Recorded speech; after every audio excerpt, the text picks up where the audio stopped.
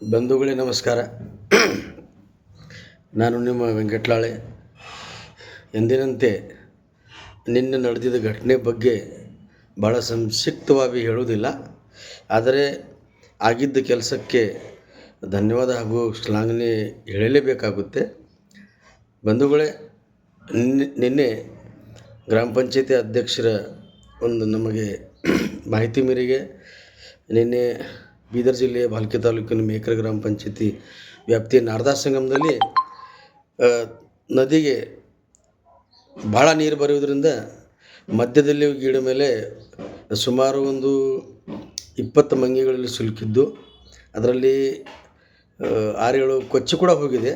ಇದು ನಿಜ ಸತ್ಯ. ಈಗ ಅಲ್ಲಿ ಉಳಿದಿದ್ದು 13 ಅಷ್ಟೇ.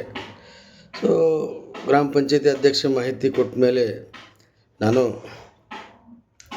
ನಮ್ಮ ಮಂಡಲ ಅಧ್ಯಕ್ಷರಾದ ವೀರಣ್ಣ ಕಾರಬಾರಿ ಅವರಿಗೆ ಮಾತಾಡಿ ಸಂಬಂಧಪಟ್ಟ ನಮ್ಮ ನಾಯಕರು ಮಾನ್ಯ ಶ್ರೀ ಪ್ರಕಾಶ್ ಜಿ ಖಂಡ್ರೆ ಅವರಿಗೆ ಹೇಳಿ, ಅವರು ತಾಲೂಕಾಗಿ ಆಫೀಸರಿಗೆ ಹೇಳ್ತಾರೆ. ನಮ್ಮ ಒಂದು ಶಿಸ್ತಿಂದ ಕಾರ್ಯ ಇರುತ್ತದೆ, ಅದಕ್ಕಾಗಿ ನಾವು ಅವರಿಗೆ ಅಷ್ಟೇ ಮಾಡಿದ್ದೀವಿ. ಜೊತೆಯಲ್ಲಿ ಅವರು ಕೂಡ ಸಂಬಂಧಪಟ್ಟ ಅಧಿಕಾರಿಗಳಿಗೆ ಮಾತಾಡಿದ್ದಾರೆ. ತಕ್ಷಣ ನಂಬರ್ ಸಿಕ್ಕ ಮೇಲೆ ನಾನು ಕೂಡ ತಹಸೀಲ್ದಾರ್ ಸಾಹೇಬರಿಗೆ ಮಾತಾಡಿದ್ದೆ, ಇಲ್ಲ ಅಂತಲ್ಲ. ಆದರೆ ಅವರು ಒಂದೇ ಮಾತು ಹೇಳಿದರು, ನೋಡಿ ಬ್ರದರ್, ಆ ಮಂಗಿಗಳಿಗೆ ರೆಸ್ಕ್ಯೂ ಮಾಡಲಿಕ್ಕೆ ಆಗೋದಿಲ್ಲ. ಯಾಕಂದರೆ ಅವು ಮೊದಲೇ ಆಗಿರ್ತಾರೆ. ಅದಕ್ಕಾಗಿ ನಾವು ಏನಾದರೂ ಅವನಿಗೆ ಫುಡ್ ವ್ಯವಸ್ಥೆ ಮಾಡೋಣ ಅಂತ ಅವರು ಅಶ್ಯೂರೆನ್ಸ್ ಮಾಡಿದ ಮೇಲೆ, ಜೊತೆಯಲ್ಲಿ ನಾನು ತಾಲೂಕಾ ಕಾರ್ಯನಿರ್ವಾಹಕ ಅಧಿಕಾರಿಗಳು ಮಾನ್ಯ ಶ್ರೀ ಸೂರ್ಯಕಾಂತ್ ಬಿರಾದಾರ್ ಸರ್ ಅವರಿಗೆ ಕೂಡ ಮಾತಾಡಿದೆ. ಅವರು ಕೂಡ ಬಹಳ ಒಳ್ಳೆ ರೀತಿಯಲ್ಲಿ ಸ್ಪಂದಿಸಿದರು. ತಕ್ಷಣ ಬೋಟ್ದು ನಮ್ಮ ಕರ್ನಾಟಕ ಸ್ಟೇಟ್ ಫೈರ್ ಸರ್ವಿಸ್ ಸಿಬ್ಬಂದಿಗೆ ಹೇಳಿ ಅವ್ರ ಜೊತೆ ನಮಗೆ ಕೋಆರ್ಡಿನೇಟ್ ಮಾಡ್ಲಿಕ್ಕೆ ಹೇಳಿದರು. ನಾವು ಕೂಡ ಅಲ್ಲಿ ಸ್ಪಾಟಿಗೆ ಇದ್ದಿದ್ದೀವಿ. ಹೋಗಿ ಈ ಪ್ರೇರಣೆ ನನಗೆ ಬಂದಿದ್ದು ನಮ್ಮ ಮಿತ್ರರೊಂದಿಗೆ, ವಿಶೇಷವಾಗಿ ಸಂಜಯ್ ಬಿರಾದಾರ್ ಆಗಲಿ, ಒಬ್ಬ ಹನುಮಾನ್ ಭಕ್ತ, ಜೊತೆಲಿ ಜ್ಞಾನೇಶ್ವರ್ ಕಾಂಬ್ಳೆ ಗ್ರಾಮ ಪಂಚಾಯತಿ ಸದಸ್ಯರು ಹಾಗೂ ನಾರದಾ ಸಂಗಮ ಎಲ್ಲ ನಮ್ಮ ಮಿತ್ರರು ಕೂಡ, ಈ ಎಲ್ಲರ ಸಹದಿಂದ ಈ ಕಾರ್ಯ ನಡೆದಿದೆ.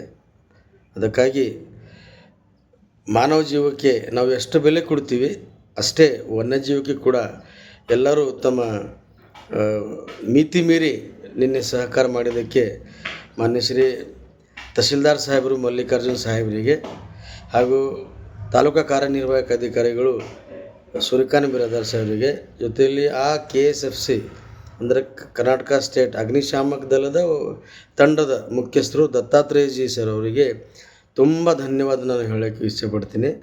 ಆಯಿತು, ಸಾಕಷ್ಟು ಪ್ರಯತ್ನ ಮಾಡಿದ್ದೀವಿ, ಮಂಗಿಗಳಿಗೆ ರೆಸ್ಕ್ಯೂ ಮಾಡ್ಲಿಕ್ಕಾಗಿಲ್ಲ, ಇನ್ನೂ ಗಿಡ ಮೇಲೆ ಕುಂತಿದ್ದಾರೆ. ಸೊ ಅವನಿಗೆ ಅಟ್ಲೀಸ್ಟ್ ನಾವು ಒಂದು ಸುಮಾರು 4-5 ದಿವಸದ ಫುಡ್ ಅಲ್ಲಿ ಇಟ್ಟು ಬಂದಿದ್ದೀವಿ.